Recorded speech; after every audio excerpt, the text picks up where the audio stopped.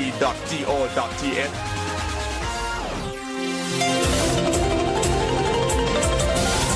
วิทยุแห่งประเทศไทยให้ความรู้คู่ความสุขคุณกำลังฟังสถานีวิทยุกระจายเสียงแห่งประเทศไทยจังหวัดลำปาง FM 97 MHz 8 กุมภาพันธ์ต้องการสามใหม่เลือกคนที่ใช่เลือกพรรคที่ชอบสีเขียวเลือก1 คนชมพูเลือก1 พรรคท่านนโยบายน่ารักเลือกสภาเลือก1 คนบัตรสีเหลืองต้องแสดงตัวตนใหม่เห็นชอบไม่เห็นชอบรวดโนลงไปครบแล้ว3 ใบไปใช้สิทธิ์นี่คือเสียงตอบรับของผู้ที่ไปเยือนกาดนั่งก้อมแอดหนองกระทิงมาบ่อยค่ะมาทุกอาทิตย์เลยค่ะสนใจต้นไม้สภาพแวดล้อมที่เป็นธรรมชาติผมเป็นคนนครศรีธรรมราชครับมาเห็นกาดเขามีของขายเยอะแยะก็รู้สึกว่าประทับใจคือบรรยากาศทางเหนือนี่คือเป็นกันเองครับแบบง่ายๆสบายๆการนั่งก้อมแอดหนองกระทิงมาหลายรอบแล้วเจ้าเพราะกินนักขนาดเลยมีทุกอย่างที่เขาอยากกินเลยเจ้าตลาดที่เปิดโอกาสให้ผู้ขายมีแหล่งจำหน่ายสินค้าและหารายได้พิเศษการนั่งก้อมแอดหนองกระทิงเปิดโอกาสให้ผมร้านโรตีในช่างนะครับได้หารายได้พิเศษในวันเสาร์อาทิตย์มีดนตรีฟังมีอาหารให้กินหลากหลายไม่ได้เสียค่าที่นะครับถ้าเราไปข้างนอกนี่ราคานี้ก็จะประมาณ50ครับตรงนี้เราขายที่40 บาทเน้นปริมาณว่ากาดนั่งก้อมแอดหนองกระทิงเปิดจำหน่ายทุกวันเสาร์อาทิตย์ 6 โมงเช้าถึงบ่าย 2 โมงณสวนสาธารณะหนองกระทิงโดยองค์การบริหารส่วนจังหวัดลำปางที่นี่บรรยากาศดีมากเลยค่ะแล้วก็ประทับใจกาดนั่งก้อมแอดหนองกระทิงขอเชิญชวนหน่อยเจ้ามาเตอร์มีโอกาสผ่านมาก็เสาร์อาทิตย์อย่าลืมนะครับที่กาดนั่งก้อมลำปางเลยครับมากกว่าคาเฟ่ไวท์เท่าคาเฟ่คือพื้นที่แห่งโอกาสและกำลังใจบรรยากาศดูอบอุ่นแล้วเขาเข้ามาแล้วมันรู้สึกสบายตาสบายใจเครื่องดื่มนี่ราคาเริ่มต้นก็40 บาทถูกมากเจ้าที่นี่ไวท์เท่าคาเฟ่คาเฟ่น้องใหม่กับบาริสต้าวัยเก๋ามาลองชิมโกโก้ดูอร่อยเจ้าฮับแขกต่างบ้านต่างเมืองกับปลามาแอลได้นะเจ้ามีเบเกอรี่แล้วก็สถานที่ก็น่านั่งนะเจ้าเนาะไวท์เท่าคาเฟ่คือพื้นที่กลางในการแลกเปลี่ยนเรียนรู้ของผู้สูงวัยเปิดโอกาสให้ได้ฝึกอาชีพสร้างรายได้และส่งต่อแรงบันดาลใจสู่คนรุ่นใหม่น่ารักคือเป็นผู้สูงวัยที่แบบเปิ้ลได้มาพัฒนาอาชีพสวยทำให้เปิ้ลได้เห็นว่าเปิ้ลยังมีศักยภาพอยู่สวยชอบมากๆคือมีจุดเด่นในเรื่องของการกระตุ้นให้ผู้สูงวัยได้พัฒนาในการทำงานทำอาชีพยังได้อยู่ไวท์เท่าคาเฟ่ทุกวันคือการเริ่มต้นใหม่ที่ถูกเสิร์ฟด้วยหัวใจเปิดบริการทุกวันตั้งแต่เวลา 8 โมงเช้าถึง 4 โมงเย็นอยู่ในพื้นที่ลำปางเกตเวย์ลานหน้าพระบรมราชานุสาวรีย์สมเด็จพระนเรศวรมหาราชอำเภอเกาะคามาแอลลำปางเนี่ยแนะนำเลยให้มาไวท์เท่าคาเฟ่เจ้าบรรยากาศดีมากทุกคนดูเป็นมิตรไวท์เท่าคาเฟ่พื้นที่ต้นแบบแห่งโอกาสและกำลังใจ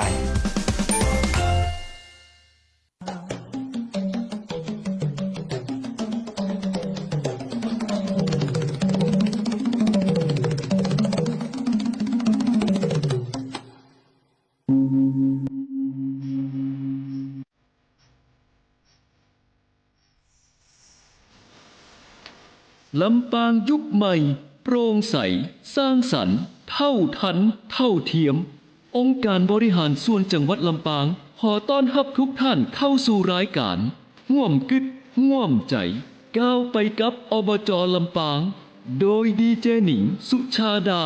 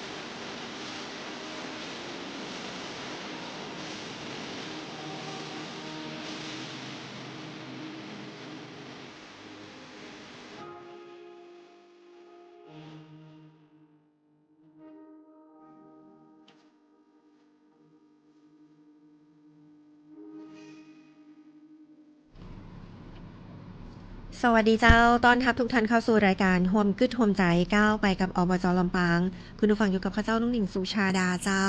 อยู่เป็นเพื่อนคุณผู้ฟังตอนนี้5 โมงไปจนถึง6 โมงแมลงเลยทีเดียวคุณผู้ฟังอยู่ที่ไหนกันพ้องเจ้าส่งสัญญาณมาให้สักน้อยเตอว่าฟังรายการอยู่นะเจ้า054-224-556กับรายการนี้นะเจ้าเป็นรายการของพี่น้องประชาชนถึง13อำเภอของจังหวัดลำปางคุณผู้ฟังจังหวัดใกล้เคียงแล้วก็ทักทายคุณผู้ฟังที่ฟังออนไลน์จู่ทั่วประเทศทั่วโลกตัวนะเจ้าสวทลำปางฟังชาติทั่วไทยฟังไกลทั่วโลกอยู่ที่ไหนใจเฮาถึงกันเฮียยังเกาะฟังกันได้นะเจ้าสามารถรับฟังในไลฟ์สวทลำปางและอบจ.ลำปางได้เลยกับรายการห่วมกึดห่วมใจก้าวไปกับอบจ.ลำปางเนี่ยเจ้าเหลือเวลาบักกี่วันแล้วนะคุณผู้ฟังวันอาทิตย์ที่8 กุมภาพันธ์นี้เฮาไปใจสิใจเสียงของเฮาเลือกคนดีเข้าไปเป็นตัวแทนของเฮาเลือกคนที่กึดว่าเปิ้นช่วยเหลือหมู่เฮาได้ความเป็นอยู่ของหมู่เฮาดีเศรษฐกิจดีบ้านเมืองของเฮาเกิดการพัฒนาตีอย่างยืนได้นะเจ้าใบสีเขียวกาเลยนะเจ้าคนตีเฮาฮักแต่ใบสีชมพูนะเจ้ากาแบบบัญชีรายชื่อนะเจ้าเนาะชอบพักไหนเกาะกาพักนั่นเลยนะเจ้าเนาะนี่คือเรื่องราวดีๆติอยากจะเชิญชวนคุณผู้ฟังไปเลือกตั้งด้วยกันนะเจ้าสอในดวงใจของเขาคือไผแน่นอนที่สุดเจ้าวันอาทิตย์ที่8 กุมภาพันธ์นี้เฮาไปกันนักคุณผู้ฟังเจ้าแล้วก็จังหวัดลำปางของเฮาจะได้ทำลายสถิติทุกจังหวัดว่ามีพี่น้องประชาชนไปใจบริการสุมาเตอร์ไปใจใจเสียงเลือกสสนักที่สุดและน้องๆเจ้า18 ปีขึ้นไปนะเจ้าเฮาพอบอว่าจังหวัดไหนหรือว่าจังหวัดลำปางบ้านเฮาเนี่ยจะเป็นจังหวัดที่มีละออนตีใจสิทธิ์ครั้งแรกนักที่สุดอีบอเนาะปอหลวงบ้านปอกำนั้นนะเจ้าตีฟังรายการน้องอยู่ต่อลงเสียงตามสายเลยเจ้าเจิญจวนฮื้อลูกหลานของเขาตีอายุ18 ปีขึ้นไปใจสิทธิ์ใจเสียงเลือกตั้งสสนะเจ้าใบสีเขียวแบบแบ่งเขตนะเจ้าก็คือสสในดวงใจของเขา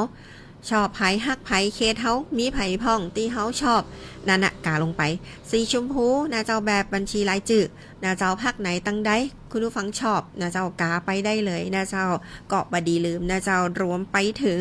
นะเจ้าไผตีจะโหวตนะเจ้าเนาะก็สามารถโหวตได้นะเจ้ายินดีและขอบคุณสำหรับคุณผู้ฟังนะเจ้าที่อยู่เป็นเปื่อนกันตัดนี้กับรายการโฮมกึดโฮมใจก้าวไปกับอบจ.ลำปางข้าเจ้าน้องหนิงสุชาดาอยู่เป็นเปื่อนคุณผู้ฟังนะเจ้าโดยฝ่ายประชาสัมพันธ์สังกัดกองยุทธศาสตร์และงบประมาณองค์การบริหารส่วนจังหวัดลำปางวันนี้มีเรื่องราวข่าวสารน่าหลายเจ้าตีจะเอามาเล่าสู่คุณผู้ฟังได้รับฟังนะองค์การบริหารส่วนจังหวัดลำปางโดยท่านตวงรัตน์โลสุนทรนายกองค์การบริหารส่วนจังหวัดลำปางเจ้าท่านเป็นนายกหญิงเก่งตีต้องบอกว่าบ่ได้ทำงานคนเดียวบ่ได้เอาแต่กำกึดของตัวเก่าคุณผู้ฟังเจ้าทุกอย่างนะเจ้าเนาะช่วยกันบอกว่าจะเป็นพี่น้องประชาชนมีความต้องการลงพื้นที่ไปหาพี่น้องประชาชนขาดตกบกพร่องอะไรหยังนะเจ้ามีความทุกข์จะใดความลำบากจะใดลงไปกู่อำเภอเจ้าพี่น้องประชาชนมาร้องขอเดินทางมาที่อบจ.ก็ดีผ่านตั้งท่านสจ.ทุกเขตทุกอำเภอก็ดีท่านลงไปเจ้าและถึงการแก้ไขปัญหาเอาพี่น้องประชาชนว่านะเจ้านะเขาจะแยกกันจะใดมาประชุมมาออกความคิดเห็นกันนะเจ้ามีเรื่องราวอันยังเล่าสู่กันฟังพอถึงเวลาแล้วเปิ้นก็เจิญหน่วยงานที่เกี่ยวข้องห้องได้ว่าเป็นผู้เชี่ยวชาญนั่นๆอย่างเช่นเรื่องน้ำเปิ้นเจิญอาจารย์ดร.ชูโชคตีมหาวิทยาลัยเชียงใหม่คณะวิศวกรรมศาสตร์มาพอเลยเจ้าตั้งแต่ต้นน้ำปลายน้ำกลางน้ำคืออู้ง่ายๆว่าพอย้อนไปย้อนมาว่ามันคืออะไรอย่างตีเกิดน้ำท่วมซ้ำซากจำได้ก็เจ้าตีบ้านจำบ้านมาบ้านจูดนะเจ้าบ้านนางเหลียวบ้านน้องเป็นบางส่วนถือได้ว่าน้ำท่วมซ้ำซากแต่นะเจ้าสังเกตได้ว่าบ้านจำสายมูลหน้าวัดบ้านจำทุกท่านก็จะหันว่าถ้าน้ำหลากเอาละท่วมละอีนาพี่น้องประชาชนเตรียมขนของหนีกันวุ่นวายนะเจ้าทั้งนี้และทั้งนั้นก็ได้รับการแก้ไขณปัจจุบันต่างบ้านมากกลางมาเหนือตอนนี้ถ้าไผ่ไปใจถนนเส้นนั่นนะเจ้าผ่านไปยังบ้านแม่กือบ้านเหมาะสมเนี่ยก็ต้องระมัดระวังต่างเส้นนั้นเปิ่นก็จะปิดเป็นบางช่วงห้องได้ว่ามันแคบบ่สะดวกที่รถใหญ่จะเดินได้ของฮือหลีกเลี่ยงเส้นต่างนั่นเพราะว่าเปิ่นกำลัง ขุดหลอกต่ออยู่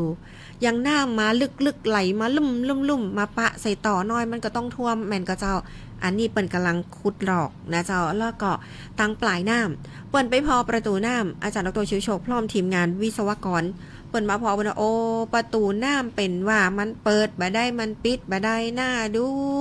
น้ำมันก็เลยระบายบ่ได้มันยะฮือท่วมอีนะเจ้าเนาะมันก็ถือได้ว่าต้องฮือผู้เชี่ยวชาญเปิ่นมาพอนะเจ้าเพราะฉะนั้นต้องนำเรียนอย่างตีน้องบอกว่าท่านบ่ได้บริหารจัดการด้วยตัวท่านเองตามพึงตามผังเจอหน่วยงานเกี่ยวข้องเลยเจ้าผู้เชี่ยวชาญทางด้านนั้นมาช่วยแก้ไขปัญหา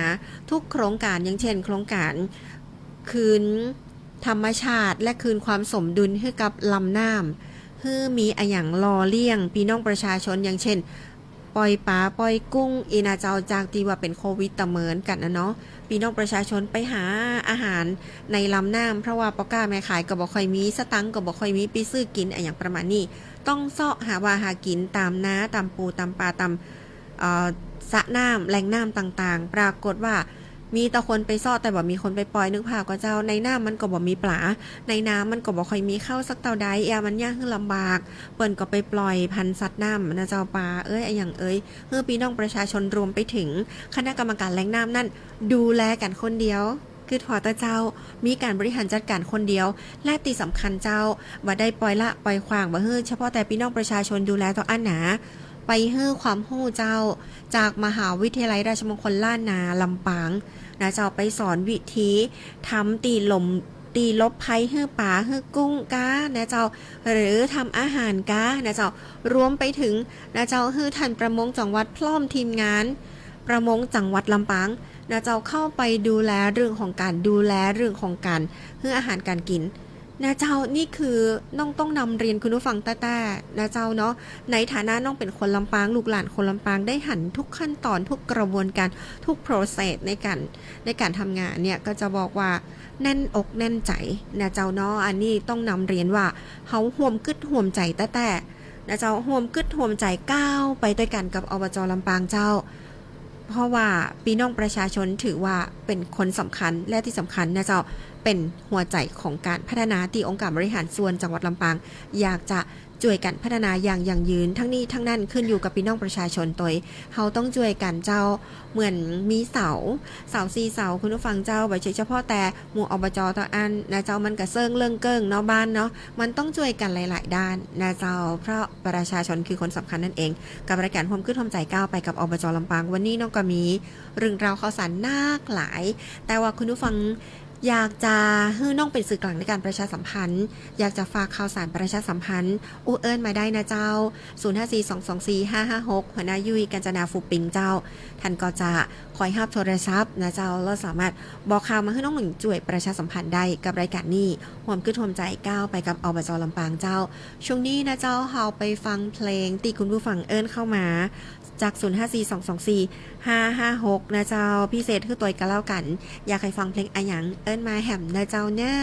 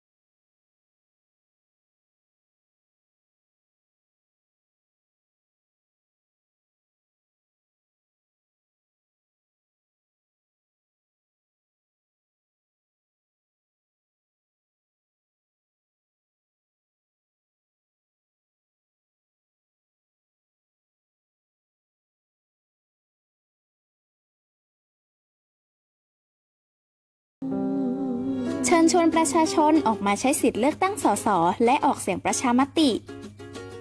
ขอเชิญชวนพี่น้องประชาชนผู้มีสิทธิ์เลือกตั้งทุกท่านออกมาใช้สิทธิ์เลือกตั้งสสและออกเสียงประชามติในวันอาทิตย์ที่ 8 กุมภาพันธ์ 2569 ตั้งแต่เวลา 8 นาฬิกาถึง 17 นาฬิกาณ หน่วยเลือกตั้งที่ท่านมีชื่อเตรียมบัตรประชาชนตรวจสอบสิทธิ์เข้าคูหากากบาทเลือกตั้งสสและออกเสียงประชามติร่วมเป็นหนึ่งพลังที่ขับเคลื่อนประชาธิปไตยสร้างสรรค์ประเทศไทยพร้อมใจไปเลือกตั้ง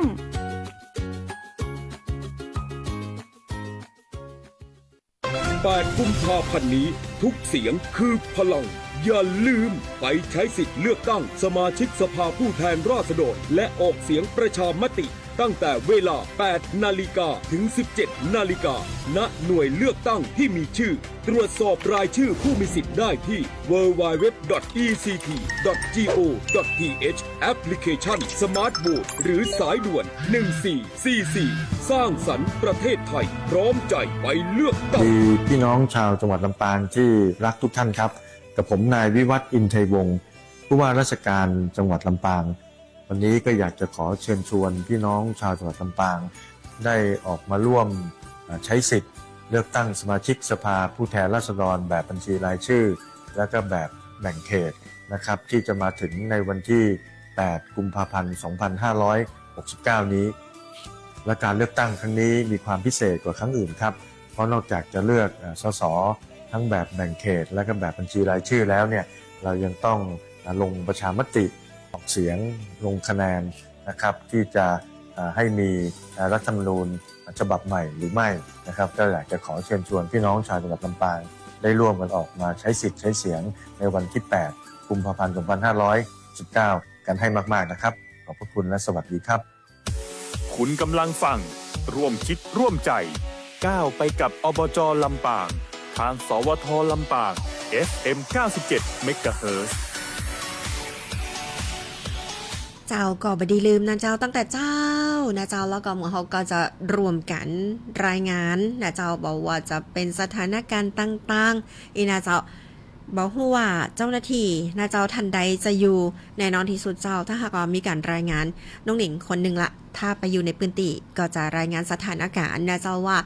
หน่วยเลือกตั้งนั่นอำเภอนั่นนะเจ้าเนาะอยู่ที่ไหนตั้งใดน้องก็จะนำเรียนให้กับคุณผู้ฟังได้รับรู้รับทราบถึงบรรยากาศว่าพี่น้องประชาชนให้ความสนใจมากน้อยขนาดไหนอย่างใดแล้วก็จะตระเวนไปกันนะเจ้าต่างสวทลำปางสามารถติดตามลำตัวได้แต่ว่าบดีลืมนะท่านผู้ว่าราชการจังหวัดลำปางนะเจ้ารวมไปถึงท่านตวงรัฐลุสุนทรนายกองค์การบริหารส่วนจังหวัดลำปางก็เชิญชวนทุกท่านไปใจสิทธิ์ใจเสียงนะเจ้าเลือกสส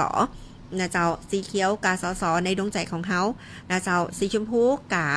จื่อพักนะเจ้าที่เป็นเท่าว่าแบบแบ่งเขตนะเจ้าแบบบัญชีรายชื่อนะเจ้าเนาะอย่างใดแล้วก็ไปกันนะเจ้ารวมไปถึงรวมโหวตนะเจ้าว่าทุกท่านเปิงอกเปิงใจนะเจ้าจะขึ้นใจรัฐธรรมนูญฉบับใหม่หำก็นะเจ้าอย่างใดแล้วก็ปากันไปนะเจ้าเนอวันที่ 8 กุมภาพันธ์นะเจ้าตรงกับวันอาทิตย์ 8 โมงเจ้าถึง5 โมงไม่แหลงนะเจ้าแฮมกำหนึ่งเจ้าขอประชาสัมพันธ์เรื่องนี้หลายท่านถามน้องเข้ามานักน้องหนิงบ้านเฮาไม่เดียวนี่มันมีฝุ่นละอองขนาดน้อยนักเลยกะปีบ่สบายแหมเหมาะหลายคนบ่สบายลูกหลานเข้าตาปั้นบ่สบายคือเจ้าอีเจ้านำเรียนให้กับทุกท่านทราบจากกรมอุตุนิยมวิทยาวันนี้นะเจ้า5 กุมภาพันธ์ 2569นะเจ้าเปิ้นได้พยากรณ์อากาศ24 ชั่วโมงข้างหน้าว่าประเทศไทยตอนบนมีอุณหภูมิสูงขึ้นกับมีหมอกในตอนเจ้าก็ยังคงยะฮือภาคเหนือแล้วก็ภาคตะวันเฉียงเหนือได้มีอากาศเย็นถึงหนาวนะเจ้าส่วนภาคกลางภาคตะวันออกมีอากาศเย็นในตอนเจ้านะเจ้าเนื่องจากบริเวณความกดอากาศสูงหรือว่ามวลอากาศเย็นที่ปกคลุมประเทศไทยตอนบนมีกำลังอ่อนลงนะเจ้าแล้วก็ในขณะที่ภาคตะวันออกมีฝนตกเล็กน้อยบางแห่งนะเจ้าเนื่องจากมีลมตะวันออกเฉียงใต้พัดปกคลุมบริเวณดังกล่าวก่อนย่าฮือพี่น้องประชาชนนะเจ้าได้มีบรรท้องว่าอากาศเปลี่ยนแปลงนะเจ้าของพี่น้องประชาชนดูแลรักษาสุขภาพอย่างต่อเนื่องนะเจ้าจากสภาพอากาศที่เปลี่ยนแปลงรวมถึงระมัดระวังในการสัญจรไปมาผ่านบริเวณที่มีหมอกหนาตัวในช่วงนี้นะเจ้านำเรียนให้กับทุกท่านทราบนะเจ้า มันก็ยังมีฝุ่นละอองระยะนี้ก็คือภาคกลางรวมทั้งกรุงเทพมหานครแล้วก็ปริมณฑลนะเจ้าที่สะสมของฝุ่นละอองหมอกควันอยู่ในเกณฑ์ปานกลางถึงค่อนข้างหนักนะเจ้าเนื่องจากมีการระบายอากาศที่บ่ค่อยดีนั่นเองนะเจ้าส่วนบ้านเฮาก็ยังบ่าเตาได้นะคุณผู้ฟังแล้วก็สำหรับพยากรณ์อากาศสำหรับประเทศไทยนะเจ้าตอนบนเวลา 18 นาฬิกาของวันนี้ถึง 18 นาฬิกาของวันพุธนี้นะเจ้าอากาศเย็นถึงหนาวกับมีหมอกในตอนเจ้าแล้วก็อุณหภูมิจะสูงขึ้น 1-2 องศาเซลเซียสอุณหภูมิต่ำสุดเจ้า 15-20 องศาเซลเซียสอุณหภูมิสูงสุดนะเจ้า 32-35 องศาเซลเซียสบริเวณยอดดอยเจ้าอากาศหนาวถึงหนาวจัดนะเจ้าส่วนอุณหภูมิต่ำสุด6-14 องศานี่คือภาคเหนือของเฮาเจ้าก็ระมัดระวังเป็นพิเศษตัวกันแล้วกันนะเจ้ายินดีและขอบคุณสำหรับคุณผู้ฟังที่เอิ้นเพลงเข้ามาตัวนะเจ้าเนาะเดี๋ยวสักกรรมเจ้าน้องมีเรื่องราวข่าวสารที่น่าสนใจนะเจ้าเรื่องราวองค์การบริหารส่วนจังหวัดลำปางนักหลายขนาดเลยนะเจ้าเนาะกับเรื่องราวดีๆติต่างด้านองค์การบริหารส่วนจังหวัดลำปางนะเจ้าได้ร่วมกับนะเจ้าธนาคารออมสินนะเจ้าซึ่งต้องบอกเลยว่าธนาคารออมสินเป็นสนับสนุนนะเจ้ากิจกรรมสาธารณประโยชน์ของอบจ.ลำปางโดยมอบผ้าห่มนะเจ้าสุมาเตอร์รับมอบผ้าเดี๋ยวเจ้าผ้าห่มนะเจ้าเนาะตีธนาคารออมสินมามอบเพื่อกิจกรรมต้องเราสู่กันฟังนะเจ้ามีร่มตั้งพื้นตัวมีผ้าห่มตัวนะเจ้าซึ่งเมื่อวันก่อนก็มีทางด้านของบริษัทแลคตาซอยจำกัดนะเจ้าที่เป็นสาขาลำปางนะเจ้ามามอบให้นะเจ้าพร้อมกับนมแลคตาซอยนะเจ้าซึ่งจะไปมอบให้กับแต่ละพื้นที่นะเจ้าตีองค์การบริหารส่วนจังหวัดลำปางลงพื้นที่ไปหาพี่น้องประชาชนในพื้นที่ห่างไกลนะเจ้ายังใดแล้วน้องก็จะเอากิจกรรมเหล่านี้มาเล่าสู่กันฟังส่วนบริษัทต่างๆห้างร้านต่างๆหรือว่าเอกชนนะเจ้าตีจะรวมนะเจ้าบริจาคสิ่งของหรือว่าสิ่งของอย่างที่บริษัทของเฮาที่จะช่วยได้นะเจ้ามอบเพื่ออบจ.เพื่อไปทำกิจกรรมต่างๆกับพี่น้องประชาชนในพื้นที่แต่ละอำเภอนะเจ้าก็สามารถมอบให้ได้นะเจ้าที่องค์การบริหารส่วนจังหวัดลำปางนะเจ้ายินดีและขอบคุณสำหรับหลายๆตีนะเจ้านำเรียนให้ทราบคือหลายท่านอาจจะหันใน Facebook องค์การบริหารส่วนจังหวัดลำปางก็สอบถามน้องมาว่าสามารถไปบริจาคได้ก่อนน้องหนิงนะเจ้าได้นะเจ้าเพราะว่าน้องต้องนำเรียนนะเจ้าองค์การบริหารส่วนจังหวัดลำปางมีโครงการองค์การบริหารส่วนจังหวัดลำปางพบประชาชนหรืออบจ.พบประชาชนล่าสุดไปตีโรงเรียนบ้านสันทรายอำเภอห้างฉัตรจังหวัดลำปางเป็นตีแรกนะเจ้าพบประชาชนอำเภอห้างฉัตรซึ่งทุกบูธทุกกิจกรรมต้องได้นำเรียนคุณผู้ฟังแล้วนะเจ้าว่ามีโซนอย่างพ่องห้องได้ว่ายกอบจ.ไปตีห้างฉัตรเลยพี่น้องห้างชัดบ่ต้องไปไกลถึงอบจ.ลำปางตีเกาะขานะเจ้าบอกว่าจะเป็นการให้คำปรึกษาทางด้านกฎหมายนะเจ้าชำระภาษีนะเจ้าหนวดผ่อนคลายคือทุกอย่างฟรีแจกแว่นตาก็ฟรีคือทุกเรื่องนะเจ้าทุกท่านสามารถไปใช้บริการหันได้เลยแล้วนอกจากโซนต่างๆแล้วก็จะมีช่วงของเวทีไมค์ทองคำนะเจ้าไม่ใช่เป็นการร้องเพลงนะคุณผู้ฟังเจ้าแต่ไมค์ทองคำนี่คือสัญลักษณ์ของความมีกล้ามากเลยอยู่ในมือไผ่อู้ได้ทันทีเจ้า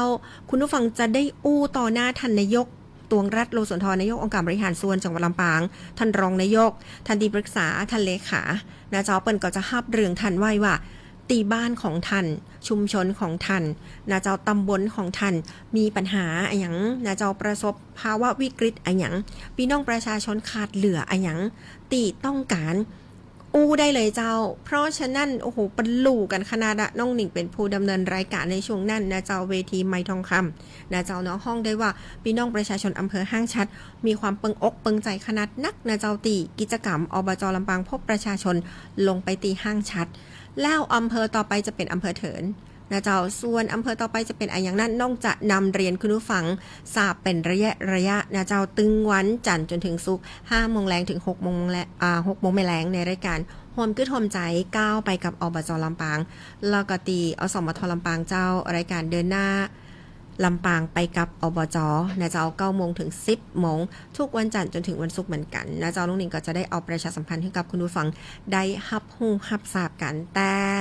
คุณผู้ฟังบ่ดีลืมนะเจ้าถ้าหากว่ามีเรื่องราวข่าวสารอะไรหยัง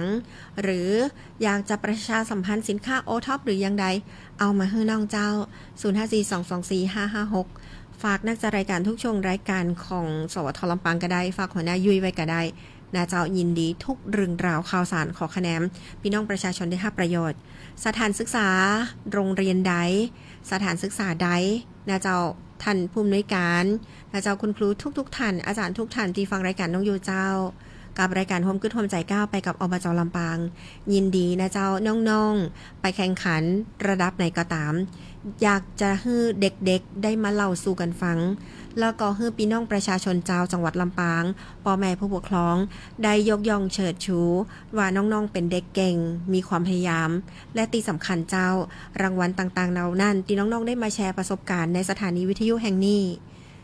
จะเป็นขวัญและกำลังใจรวมไปถึงเป็นไอดอลสำหรับน้องๆรุ่นหลังๆต่อไปยินดีเจ้าทุกโรงเรียนนะเจ้ามาออกรายการได้เลยนะเจ้ากับรายการห่วมกึดห่วมใจก้าวไปกับอบจ.ลำปางทางสวท.ลำปางกรมประชาสัมพันธ์ยินดีเจ้าเขาจะปีหู้2น้องหู้1ไปด้วยกันนะเจ้าพัฒนาลำปางไปด้วยกันที่นี่กับองค์การบริหารส่วนจังหวัดลำปางเจ้าเอาละเจ้าก็เดี๋ยวเราไปฟังเพลงกันก่อนกับเพลงนี้พิเศษให้กับทุกท่านตัวนะเจ้าเนอะ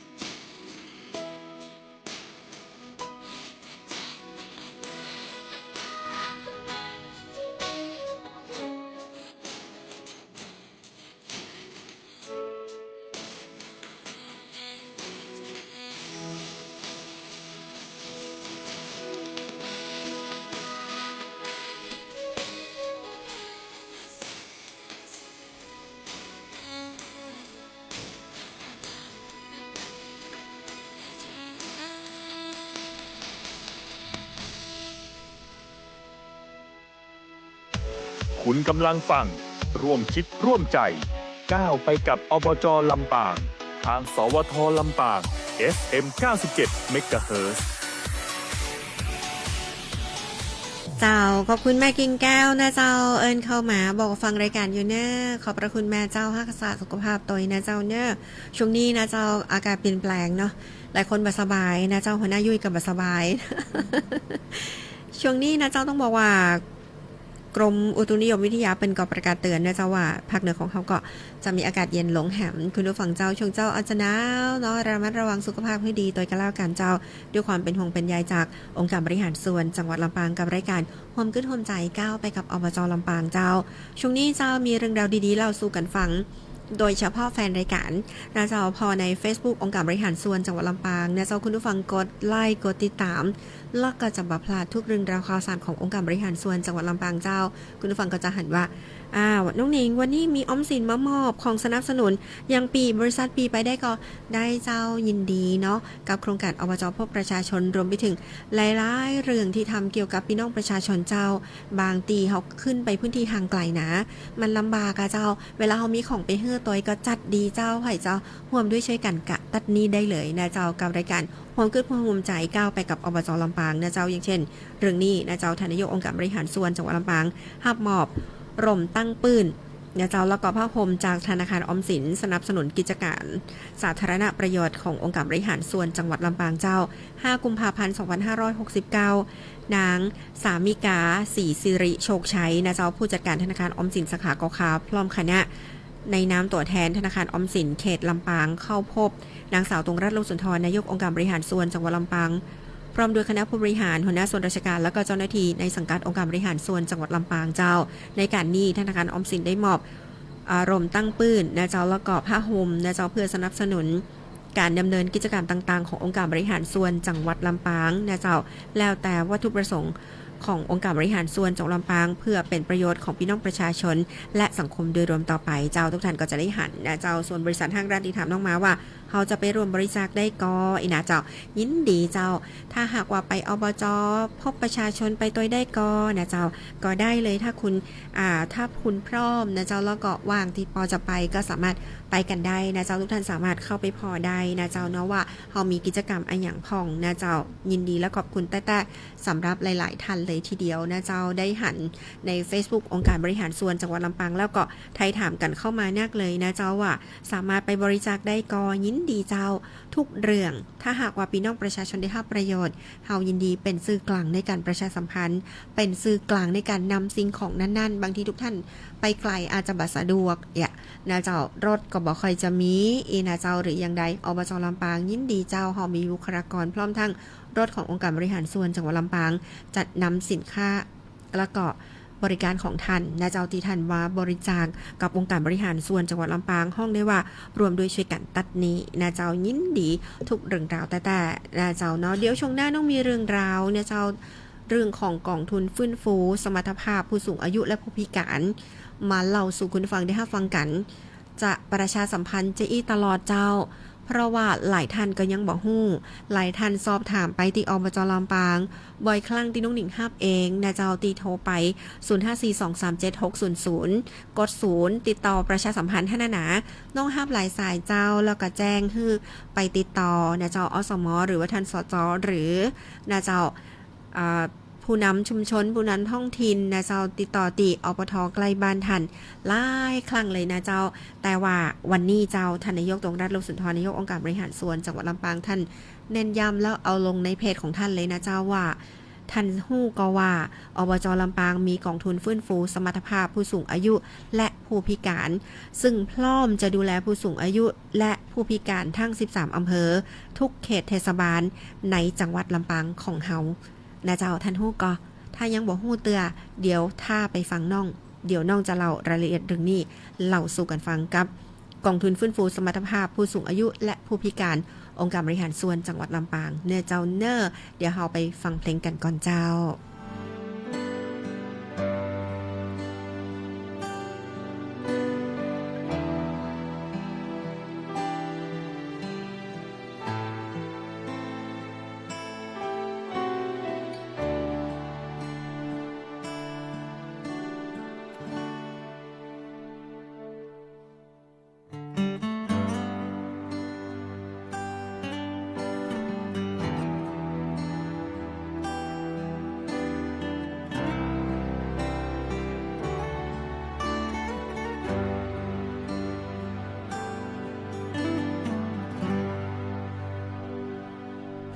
จอดแพ้คอยแม่สาวน้อยในตาสีโซ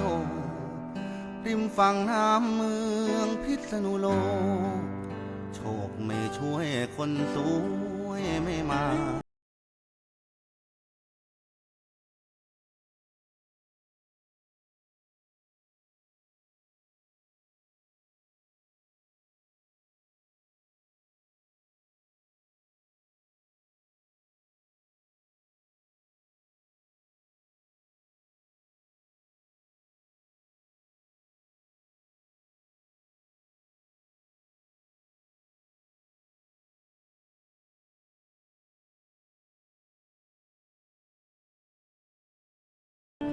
ฝนตกจนตาเจ้าไม่มาช้ำเนื้อจะคงน้ำตาข้าหลั่งลงวังน้ำ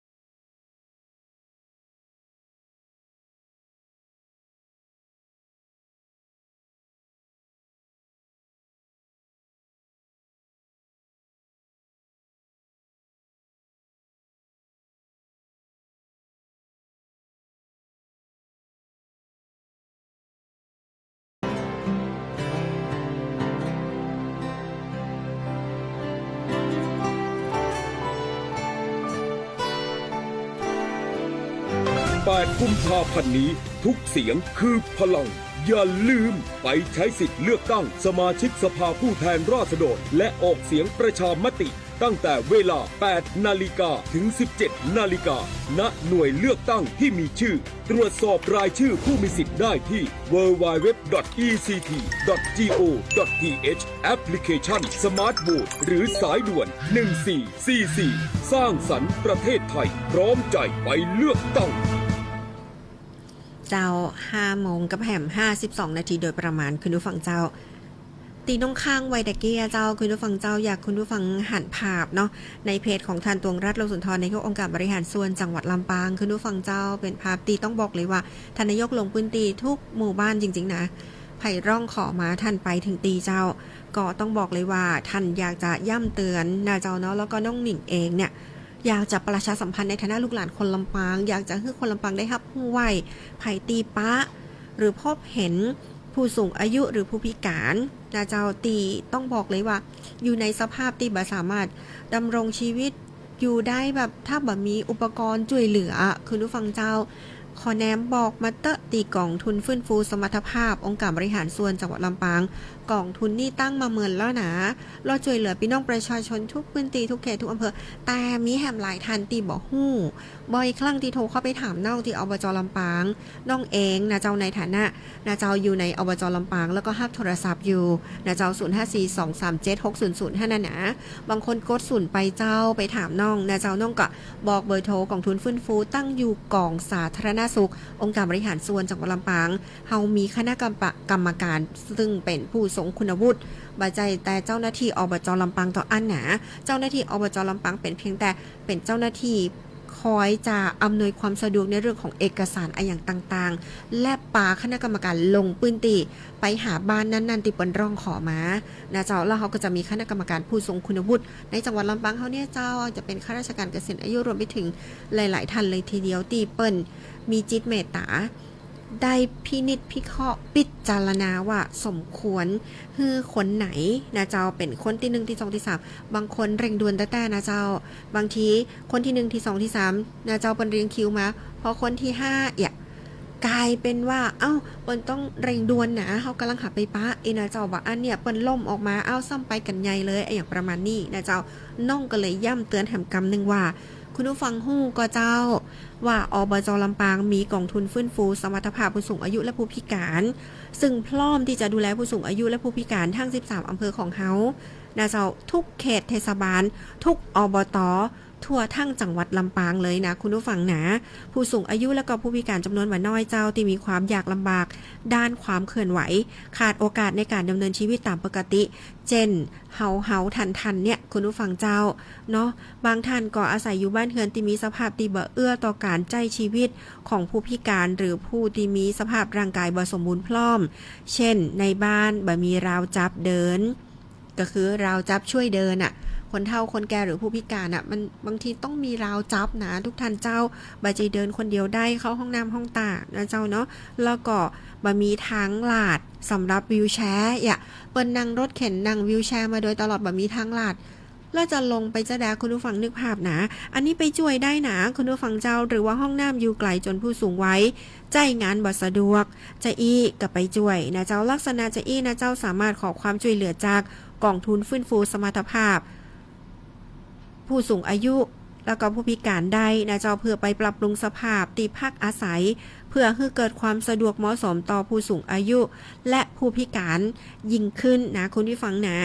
แล้วก็ในกรณีที่มีผู้ป่วยติดเตียงก็สามารถขอรับการสนับสนุนเข้าของเครื่องใจเฉพาะทางเช่นผ้าอ้อมอนามัยสำหรับผู้ใหญ่อาหารแล้วและของใจที่จำเป็นทางการแพทย์ประเภทอื่นๆตามที่ควรจะได้ใจควรจะมีใจเปิ่นต้องได้ใจร้องขอมาเลยนะเจ้าเนาะปีอสมช่วยกันพอนะเจ้าเนอะแล้วก็รวมไปถึงอุปกรณ์ช่วยเหลือทางกายภาพหรือกายอุปกรณ์อื่นๆเช่นวีลแชร์ไม้เท้าช่วยเดินเตียงนอนผู้ป่วยนะเจ้าแล้วก็ถังออกซิเจนหรือว่าอื่นๆแฮมหลายรายการที่ระบุไว้ในระเบียบของกองทุนฟื้นฟูสมรรถภาพผู้สูงอายุและผู้พิการที่รอผู้ที่ต้องการทำเรื่องขอรับการสนับสนุนเข้ามาที่กองทุนฟื้นฟูเจ้าตั้งอยู่ที่องค์การบริหารส่วนจังหวัดลำปางกองสาธารณสุขขนาจึงฝากประชาสัมพันธ์คือกับผู้ที่ดูแลผู้ป่วยติดเตียงผู้พิการรวมไปถึงผู้สูงอายุที่ร่างกายเริ่มเสื่อมถอยประสบภาวะยากลำบากในการใช้ชีวิตตามปกติช่วยกันแจ้งขอรับความช่วยเหลือจากกองทุนฟื้นฟูสมรรถเจ้ากองทุนฟื้นฟูสมรรถภาพผู้สูงอายุและผู้พิการนี่ได้นะโดยอาจจะประสานมาติอบจ.ลำปางโดยตรงนะเจ้าต่อมาติน้องก็ได้อย่างกูเตือตีทันโทรไปนะ054-237-600กด0ติดต่อประชาสัมพันธ์นะหรือรอฟังก่อนเปิ้นจะบอกว่า